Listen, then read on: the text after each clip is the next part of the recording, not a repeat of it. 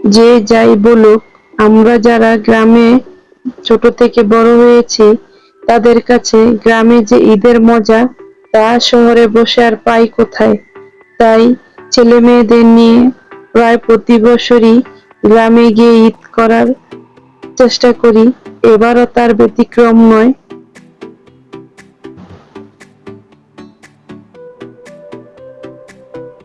আসসালামু আলাইকুম।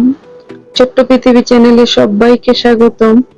যে যেখান থেকে আমাদের এই ভিডিওটা দেখছেন, আশা করছি আপনারা সবাই ভালো আছেন। আপনাদের দোয়ায়, আল্লাহর রহমতে আমরাও সবাই ভালো আছি। আশা করছি আপনাদের সবার ঈদ খুব ভালো কেটেছে, যদিও বা ঈদের অনেক দিন হয়ে গেছে। আর আমাদের ঈদ কেমন কেটেছে তাই ছোট্ট পরিসরে আপনাদের কাছে শেয়ার করলাম। আশা করছি আপনাদের সবার ভালো লাগবে। এটা তো ঈদের দিন সন্ধ্যার পর মেয়েদের নিয়ে একটু বের হয়েছিলাম। এটা তো আমাদের বাড়ির খুব কাছে। বিকালে এখানে অনেক লোকের ভিড় হয়। ঈদের দিন বা সাপ্তাহিক ছুটির দিন এখানে অনেক লোকজন আসে অনেক এলাকা থেকে। তাই বিকালে আর মেয়েদের নিয়ে এখানে আসিনি। আমরা বের হয়েছিলাম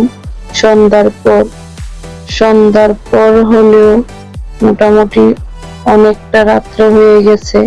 আশেপাশে গ্রামে দেখা যাচ্ছে সবাই ঘুমিয়ে গেছে। আর এদিকে দেখুন আমার বাবাটা সুন্দর ওর বাবার কোলে বসে।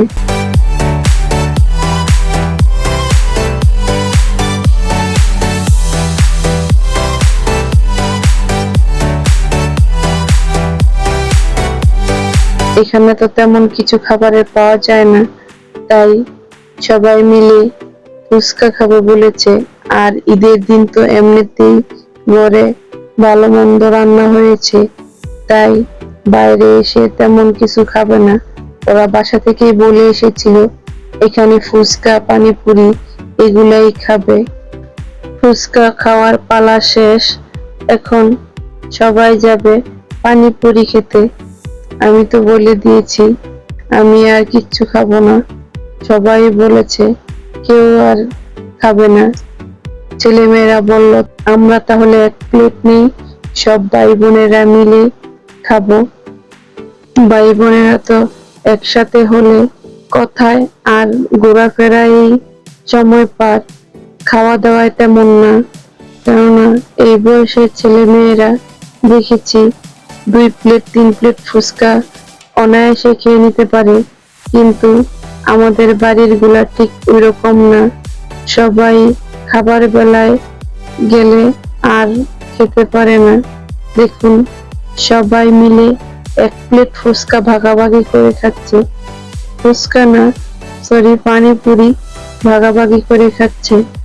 এটাও এক ধরনের ভালোবাসা, যেটা সবার মাঝে দেখা যায় না। সবাই আবার 1 প্লেটে খেতে পারে না। আমাদের ছেলে মেয়েদের মধ্যে এটা খুব একটা ভালো জিনিস। ভাই বোনেরা খুব মিল। সবাই ওদের জন্য দোয়া করবেন, ওদের যেন এরকম ভালোবাসা সবসময় থাকে। আমরা তো বাড়ি থেকে একটা রিক্সা নিয়ে এসেছিলাম, ওদের ওই রিক্সায় উঠিয়ে দিয়ে আমরা শর্টকাটে চলে যাব। এদিক দিয়ে নিচে নামলেই আবার রিক্সা পাওয়া যায়। আমরা এদিক দিয়ে চলে যাব আর ওরা একটু ঘুরে তারপরে আসবে।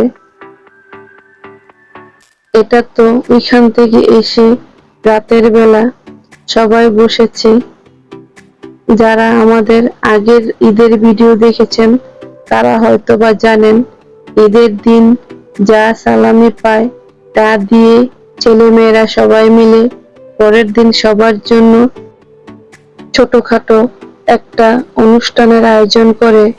এতে কোনো সময় থাকে পিকনিকে যাওয়া, কোনো সময় থাকে কোথাও ঘুরতে যাওয়া, হয়তো বা কোনো সময় বাসায় রান্না বাড়া করে খাওয়া হয়।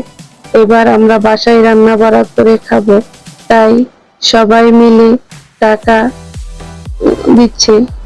এখানে এবার সবাই বড় নোট দিচ্ছে, কেননা ছেলেরা সবাই এখন কাজে ঢুকে গেছে।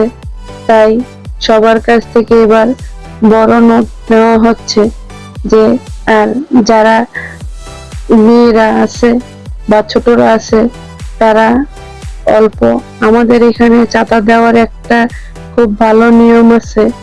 স্কুল ভিত্তিক মানে ক্লাস ভিত্তিক চাঁদা নেওয়া হয়। আগে তো প্রাইমারি স্কুল 50 টাকা ছিল, এখন এবার থেকে 50 টাকা থেকে একটু করে বাড়িয়ে 100 টাকা করা হয়েছে। তাই প্রাইমারি স্কুল 50 টাকা থেকে 100 টাকা হয়েছে, হাই স্কুল 100 টাকা থেকে 150 টাকা হয়েছে, আর যারা কলেজে তারা 150 থেকে 200 টাকা হয়ে গেছে। তাই সবাই একটু হিসাব করছে যে কার কত টাকা আছে আর কত টাকা দিতে হবে। দেখুন, টাকা বের করছে, আবার দিতে নিয়ে প্রমাণও রাখতে চায়, তাই মোবাইলে ছবি তুলে রাখছে যে টাকা দিয়েছে। এদিকে ওরা তো যার যা পরিমাণের চাঁদা এসেছে তাই দিচ্ছে, সাথে যা লাগে তা আমরা বড়রা দিয়ে অংশগ্রহণ করি। আর এটা তো পরদিন সকালবেলা প্রথমে মুরগি এনে কেটে ধুয়ে পরিষ্কার করছে। আর গ্রামে তো প্রতিদিন বাজার বসে না, তাই ভ্যান গাড়ি থেকেই কিছু সালাদের জন্য শসা লেবু নিয়ে নিতেছি, কেননা আজকের মেনুতে তো বিরিয়ানি হবে। তাই এদিকে দেখলাম মুরগিও ধুয়ে পরিষ্কার করা শেষ, এখন কেটে নেওয়ার পালা। আর দেখুন, মেয়েরা সব রেডি, দুপুরে খাবারের কোনো খবর নেই, সবাই শাড়ি পরে রেডি হয়ে নিয়েছে। কালকে রাতে নাকি ভাইদের সাথে কথা হয়েছিল, আজকে দুপুরে শাড়ি পরে ওদের ছবি তুলে দিবে। দেখুন, বোনেরা রেডি আর ভাইয়েরা এখনো শুয়ে, তাই ওদেরকেও ডেকে তাড়াতাড়ি রেডি হয়ে নিতে বললাম, যে তাড়াতাড়ি যা ছবি তোলার তুলে শেষ করে। কেননা প্রথমে তো চিন্তা ছিল দুপুরেরই রান্না বাড়া করব, দেখি আগের দিনের সব ঈদের দিনের ঝামেলায় সবাই ক্লান্ত, তাই দুপুরের ঝামেলা নিলাম না। দুপুরে ডাল ভাত রান্না করে সবাই খেয়ে নিয়েছি। দেখুন, বোনেরা ফটোশুট শেষ করে এসে এখন একে অপরকে ভাত খাইয়ে দিচ্ছে, সাথে আম ভর্তাও করে নিচ্ছে, ভাত খাওয়া শেষে নাকি খাবে।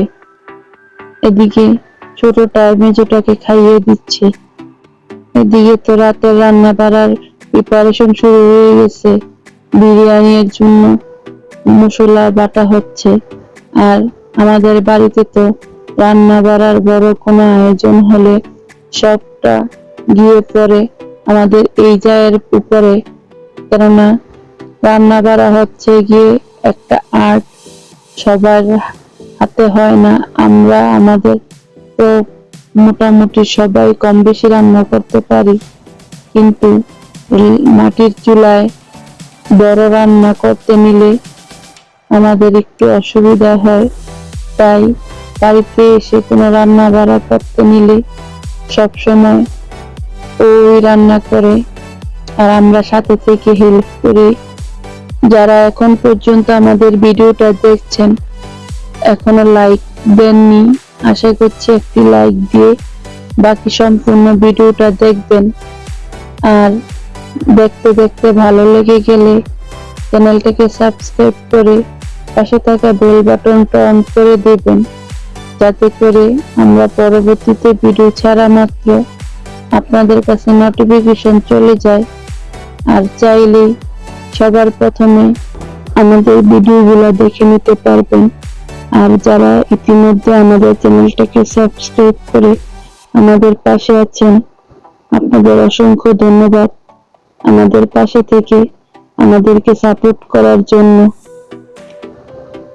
এদিকে তো রান্না অনেকটাই এগিয়ে গেছে, বিরিয়ানির সব মশলা একসাথে দিয়ে মশলাটা ভালো করে কষিয়ে মাংসটাও দিয়ে দেওয়া হয়েছে।